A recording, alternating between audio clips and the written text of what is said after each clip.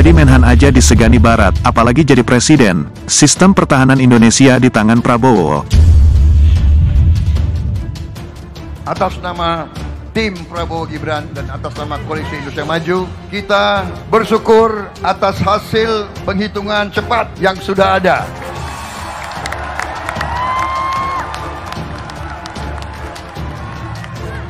Semua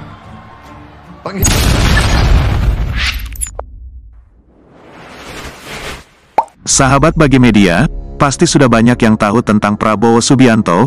Namanya selalu jadi perbincangan seru di dunia politik dan militer.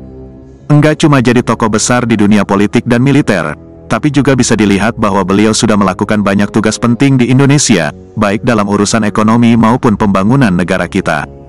Prabowo Subianto yang sekarang sudah jadi Jenderal Purnawirawan, lahir pada tanggal 17 Oktober tahun 1951.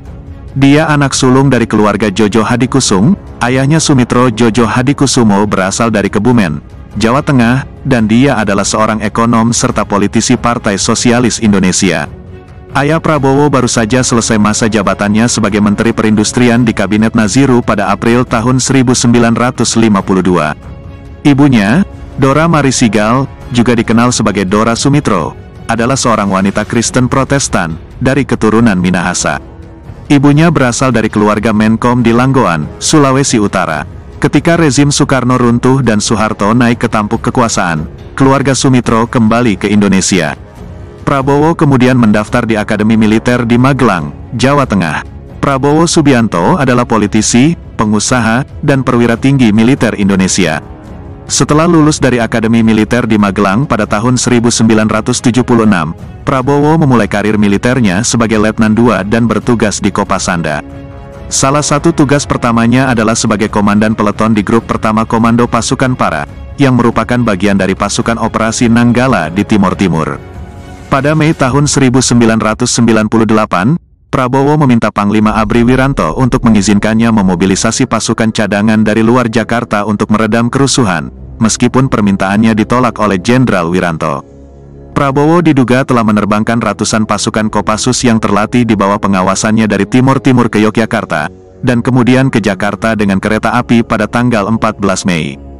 Prabowo juga diduga telah mengirim sejumlah pasukan untuk mendiskusikan situasi terkini dengan Adnan Buyung Nasution, Bambang Wijoyanto, dan tokoh-tokoh reformis lainnya. Meskipun sedang menghadapi pandemi dan krisis ekonomi, modernisasi alutsista, alat utama sistem pertahanan TNI, akan terus berlanjut. Prabowo, sebagai Menteri Pertahanan, memimpin upaya ini dengan anggaran sebesar 11 triliun rupiah, menjadikannya kementerian yang mendapatkan suntikan dana baru terbesar dalam periode kedua Kabinet Indonesia Maju pemerintahan Joko Widodo. Sahabat Bagi Media, Prabowo memiliki beberapa hasil belanja dan target pembelian alutsista, meskipun sebelumnya merupakan lawan politik Jokowi. Prabowo kini bertanggung jawab atas modernisasi militer. Anggaran besar ini digunakan untuk membeli berbagai kebutuhan militer, termasuk 500 kendaraan taktis Pindad K4 buatan PT Pindad. Kendaraan tersebut dianggap kuat di segala medan dan dibeli dengan harga total mencapai 39 miliar rupiah. Pembelian tersebut bersama dengan paket amunisi KV yang jumlahnya melebihi kebutuhan tahunan sebanyak 1 miliar butir, menandai langkah kontroversial dalam modernisasi militer. PT Pindad sebagai produsen menerima pesanan terbesar dalam sejarahnya. Meskipun hanya 2 pengeluaran yang disorot dalam berita, Kementerian Pertahanan memiliki target pengeluaran lainnya untuk memperkuat pertahanan yang sangat besar. Presiden Jokowi bahkan menyarankan untuk mempercepat pemulihan beberapa perusahaan dalam negeri, termasuk PT Pindad, PT PAL, dan PT Dirgantara Indonesia. Beberapa tujuan yang disorot dimulai dengan fokus anggaran alutsista pada pengadaan jet tempur. Menurut rumor yang beredar, pemerintah Indonesia berminat untuk membeli 48 jet tempur Rafale buatan Prancis. Jika terjadi pembelian, pesawat-pesawat ini direncanakan akan ditempatkan di kapal induk dan darat. Sistem pertahanannya juga mencakup Spectra, sebuah teknologi yang menggunakan teknologi siluman virtual berbasis perangkat lunak untuk melindungi pesawat dari serangan udara dan darat. Kementerian Pertahanan juga berencana untuk memberikan 15 pesawat Eurofighter tipe Typhoon yang lebih tua kepada Australia. Pesawat ini berjenis Transon, mampu membawa bom dan rudal pengintai, serta meriam. Bahan badan pesawat hanya 15% terbuat dari logam, membuatnya sulit dideteksi oleh radar musuh. Keunggulan lainnya adalah dilengkapi dengan radar sensor inframerah pertama di dunia, memungkinkan pesawat melacak dan mendeteksi target sambil bermanuver. Selain itu, Kementerian Pertahanan tertarik menambahkan radar untuk kapal perang. Peningkatan kekuatan armada angkatan laut juga menjadi prioritas, dengan rencana pembelian 2 korvet Damen dari Paris. Korvet-korvet ini banyak digunakan untuk misi anti pembajakan, tempur, dan pencarian, serta mampu berlayar hingga 6.900 km di lautan. Kapal selam siluman A-26 buatan Swedia juga sedang dalam proses pembuatan. Bagaimana menurut kalian? Tulis di kolom komentar.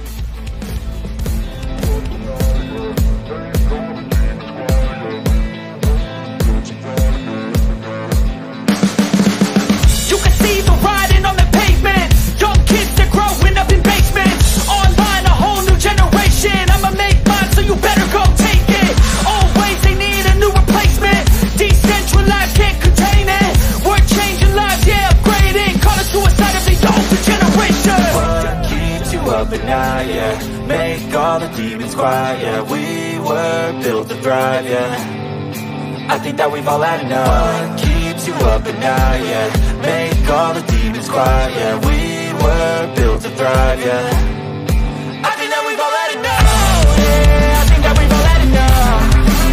Sick of dealing with the old plan. They know that we're calling it wrong. You got me like, oh yeah, I think that we've all had enough.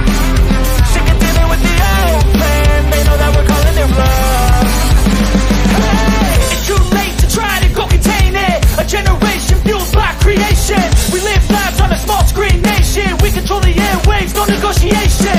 I refuse to think we need saving. Something good will come from creation. And when we think that the world is too anxious, we'll adapt, evolve, survive and save it. What keeps you up at night? Yeah, make all the demons quiet. Yeah, we were built to thrive. Yeah, I think that we've all had enough. What keeps you up at night? Yeah, make all the demons quiet. Yeah, we were built to thrive. Yeah.